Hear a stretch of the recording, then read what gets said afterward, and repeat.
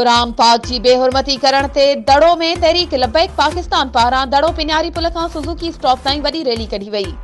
जंहिंमें मुख़्तलिफ़ सियासी समाजी मज़हबी शहरनि ऐं आलमनि वरी अंग में शिरकत कई। अॻवाननि मौलवी सुलेमान मेंद्रो, हाफ़िज़ एजाज सुमरो, मौलवी मंजूर अहमद लगारी, हाफ़िज़ हिदायतुल्लाह सुमरो, मौलवी धणी डिनो जाखरो, मौलवी साईं रोशन अली शाह, मौलवी शकील उन्नड़, मोहम्मद अमीन मक्सी ऐं ॿियनि ख़िताब कंदे चयो त स्वीडन हुक्मराननि क़ुरान पाक जी बेहुरमती करे अल्लाह ऐं उन जे रसूल पाक सां ऐलान जंग कई आहे ऐं मुसलमाननि जी इज़त गैरत ऐं ईमान खे ललकारियो आहे, जेका किरियल हरकत कंहिं बि सूरत में बर्दाश्त न कंदासीं। इस्लाम कंहिं बि मज़हब जे ख़िलाफ़ ॻाल्हाइण जी इजाज़त नथो ॾिए, पर जॾहिं इस्लाम ख़िलाफ़ केरु गुस्ताख़ी करे त उन ख़िलाफ़ मुसलमाननि ते जिहाद फ़र्ज़ आहे। हुननि मुल्क जे हुक्मराननि खां मुतालबो कयो त स्वीडन हुकूमत सां सिफ़ारती लाॻापा ख़तम करण जो ऐलान कयो वञे।